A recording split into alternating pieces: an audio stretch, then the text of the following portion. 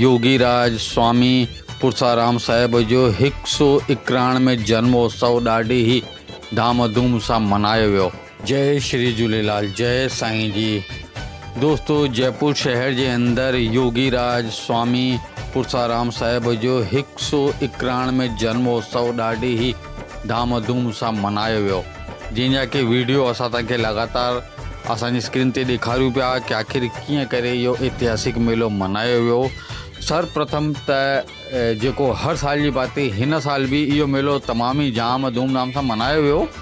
सभिनि खां पहिरीं त सैकड़ों माताउनि कलश यात्रा कढी, जंहिंमें हाथी, घोड़ा, रथ इत्यादि सब शामिल हुआ। ऐं इहा यात्रा असां तव्हांखे असांजे वीडियो माध्यम सां ॾेखारूं पिया। ऐं इन यात्रा जे अंदर समाज जा ऐं साध परिवार जा अनेकों गणमान्य लोग उपस्थित रहा।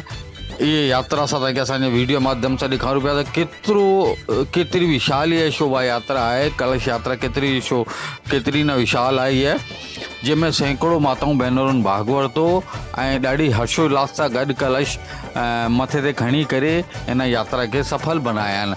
त दोस्तों, तव्हां ॾिसो पिया मेले जो आयोजन जयपुर के जवाहर नगर सेक्टर 4 जे पार्क जो नालो भी साईं जिन जे नाले ते रखियल है, स्वामी पुरसाराम साहिब पार्क। इन पार्क के अंदर यो आयोजन संपन्न कयो वियो। इते कलश यात्रा समाप्त थी।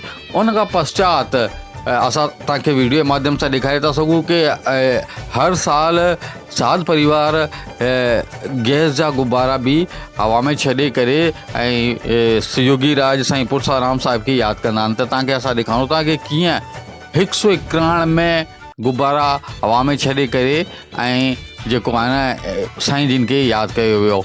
त तव्हां ॾिसी था सघो हवा में केतिरे न सुठे नमूने सां रंगीन गुब्बारा आसमान जी वायु यात्रा पिया कनि। इन के पश्चात असां तव्हांखे ॿुधाए लाहियूं कि विशाल भक्ति संध्या जो भी आयोजन कयो वियो, जंहिंमें भारत जा मशहूर गायक, जी हाँ, भारत जा मशहूर गायक बालक मंडली आई हुई, जंहिंमें गोवर्धन दास उदासी ऐं दिलीप उदासी कटनी वारा इन्हनि पंहिंजे सुर संगीत सां गॾु पूरे जेको माहौल की चीज़ें भक्ति में ठाहियल अथनि। माण्हू झूम जी उठा, नच टुप धाम धूम अहिड़ी मची जे असां तव्हांखे असांजे वीडियो माध्यम सां ॾेखारियूं था कि केर बि रुकी न सघियो। साध परिवार सां गॾु गॾु पूरी जेका साध संगत हुई उहा नचण टुपण लॻी ऐं साईं जिन जे गाननि ते सभु ईअं ख़ुशियूं मनाइण लॻा। इन अंदर सिंध जा कलाम, सिंध जा भजन, तंहिंजे अलावा साईं जिन जे जन्मॾींहं जा भजन भी गाया विया। भक्तिमय प्रोग्राम में असां तव्हांखे ख़लक ॾेखारूं था। हज़ारे माण्हुनि भाग वरितो ऐं साईं जिन जो शुभ आशीर्वाद भी वरितनि। जी हाँ, साध परिवार सां गॾु गॾु तव्हांखे असां वीडियो माध्यम सां ॾेखारूं था कि केतिरा हज़ारे माण्हुनि अची करे इन प्रोग्राम जे अंदरि साईं जिन पुरसाराम साहिब जो शुभ आशीर्वाद वरितनि ऐं साईं जिन जो जेको 191 जन्मोत्सव आहे उहो मल्हाइनि। तंहिंजे अलावा असां तव्हांखे ॿुधाए लाहियूं कि हर साल साईं जिन जे नाले जो हिकिड़ो केक कट थींदो आहे। केक कटाईंदा आहिनि जेको शुद्ध शाकाहारी थींदो आहे ऐं जाम न सुठे नमूने उनखे ठाराहियो वेंदो आहे ऐं उन मथां ड्राई फ्रूट इत्यादि लॻल थींदा आहिनि। त केक 191 पाउंड जो केक हो।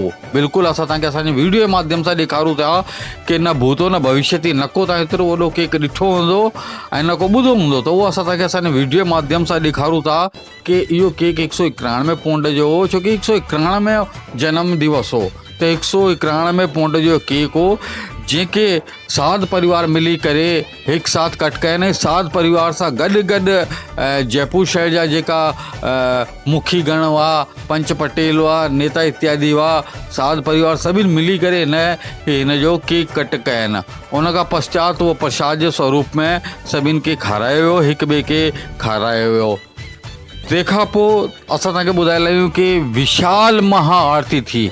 इन विशाल महाआरती जो भी असां तव्हांखे वीडियो ॾेखारियूं था बार बार कि केतिरे हज़ारे माण्हुनि मिली करे, माताऊं भेनरूं भाउरनि सभिनि गॾिजी करे कीअं विशाल महाआरती सतगुरु स्वामी जेका योगीराज पुरसाराम साहिब जी महाआरती कयनि। इन महाआरती के करण लाइ करे हज़ारे माण्हू लाइन में बीठा हुआ। तव्हां ॾिसी था सघो बार बार असां तव्हांखे असांजे वीडियो माध्यम सां ॾेखारूं पिया कि कीअं न सतगुरु स्वामी महाराज जी आरती उतारी हुई। उन खां पश्चात महापलव पलव जेको साध पाईंदा आहिनि पंहिंजे जेका जो भक्तगण ईंदा आहिनि उन्हनि जी ख़ुशहाली लाइ करे जेको साध परिवार पलव पाईंदो आहे, उहो पलव बि असां तव्हांखे ॾेखारूं था कि कीअं उन्हनि पंहिंजे शिष्यनि लाइ, कीअं पंहिंजे सत्संगनि लाइ करे दुआऊं घुरियनि कि सभु ख़ुशहाल रहनि, सभु ख़ुशि रहनि पंहिंजे जीवन में। इन लाइ करे उन्हनि पलव पातो। तंहिंखां पोइ जेको हर साल आम भंडारो कंदा आहिनि, उहो भंडारे जो बि आयोजन कयो वियो। भंडारे जो आयोजन रहियो जंहिंमें हिकु न ॿ न अभी तो हज़ारे माण्हुनि साईं जिन जो प्रसाद चखियो ऐं आनंद वरितनि।